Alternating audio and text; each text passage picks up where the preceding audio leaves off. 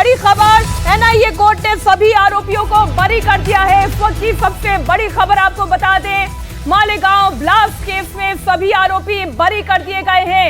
साध्वी प्रज्ञा समेत सभी 7 आरोपी बरी कर दिए गए हैं। इस वक्त की सबसे बड़ी खबर, आखिरकार 17 साल के बाद इस मामले में फाइनल वर्डिक्ट आया है।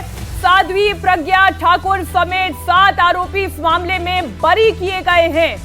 राजेश, साध्वी प्रज्ञा बरी की गई हैं, बाकी 7 आरोपी बरी किए गए हैं, बरी हो गए हैं। और ये बात लगातार सरकारी पक्ष जो है वो अपनी केस को कोर्ट में साबित नहीं कर पाया और ये लगातार बचाव पक्ष यही बात कर रहा था जो बातें जज ने अपने ऑर्डर में कही हैं। और उसके बाद जज ने बड़ा फैसला सुनाया है। 17 साल बाद ये फैसला आया है। सभी आरोपियों को, यानी कि 7 आरोपी जिसमें प्रमुख साध्वी प्रज्ञा हैं, लेफ्टिनेंट कर्नल प्रसाद पुरोहित हैं, रिटायर्ड मेजर रमेश उपाध्याय, सबको बरी कर दिया गया है। और यह बड़ा फैसला 17 साल बाद, इसी फैसला में दिनेश मौर्य कोर्ट में मौजूद थे। दिनेश, सभी को बरी कर दिया गया है। बहुत बड़ी खबर है। कोर्ट ने तमाम सबूत जो एटीएस की तरफ से पहले पेश किए गए थे, एक एक कर सभी सबूतों को उन्होंने कहा है कि वो पर्याप्त नहीं है, गवाहों के बयान पर्याप्त नहीं है। खास तौर पर साध्वी प्रज्ञा सिंह ठाकुर को लेकर जो दलील दी गई थी कि साध्वी प्रज्ञा ठाकुर भले ही उस बाइक की मालिक हो, लेकिन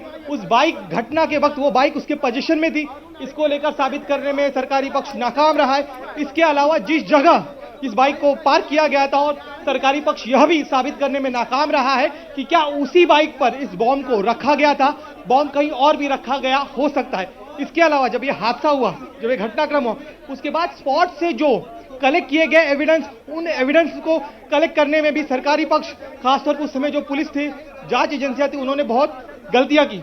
चेसी नंबर की बात चल रही थी कि जब जिस बाइक में ब्लास्ट की बात कह रही थी महाराष्ट्र एटीएस, उसमें चेसी नंबर इरेज किया हुआ था। एफएसएल से भी वो हासिल नहीं हो पाया था। एफएसएल ने एक प्रोबेबल नंबर बताया था जिसे बाइक बनाने वाले कंपनी ने डिनाई कर दिया था, कह दिया था कि ऐसी कोई बाइक उसने नहीं बनाई है। बावजूद उसके साध्वी प्रज्ञा को इस केस में डाला गया था, उन्हें आरोपी बनाया गया था। रामजी कलसंगरा जिसके पास वो बाइक थी, उसे आज तक कोई भी जांच एजेंसी पकड़ नहीं पाई। जी बिल्कुल सही कहा। 2 और अहम ऑब्जर्वेशन, एक अपने पूरे ऑर्डर में एक बात कही कि दुनिया का कोई भी धर्म आतंक को प्रीच नहीं कर सकता। तो इस पूरे केस के बाद जिस तरह से तत्कालीन कांग्रेस सरकार ने कहा था सैफ्रन टेररिज्म है, तो इस बात को भी सरासर खारिज किया गया। कोर्ट ने कहा है कि यह पूरा नैरेटिव एक अप्रत्यक्ष रूप से कहा है कि यह गलत था।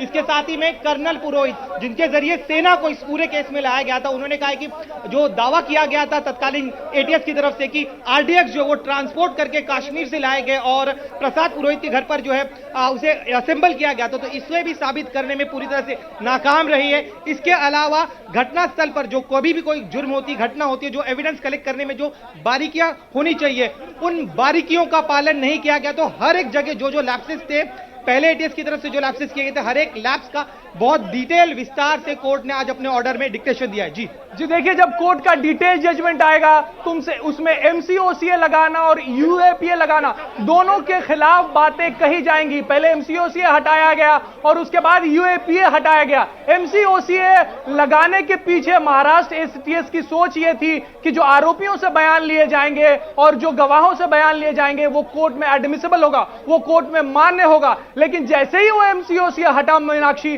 केस उसी वक्त फ्लैट हो गया था, केस उसी वक्त कमजोर हो गया था, क्योंकि उन्हीं बयानों के आधार पर एटीएस ने यह केस बनाया था। एनआईए ने एमसीओसी हटाने की बात की, केस उसी वक्त कमजोर हो गया था। और साध्वी प्रज्ञा हो या फिर लेफ्टिनेंट कर्नल प्रसाद पुरोहित, उनके खिलाफ जो सबूत थे उसे भी एनआईए ने कहीं ना कहीं फिर से जांचा था और कहा था कि इस तरीके की बातें जो महाराष्ट्र एटीएस ने कही थी कि आरडीएक्स उनके घर पे रखा गया या कश्मीर से लाया गया, वो साफ नहीं हो पा रही। और जज ने भी आज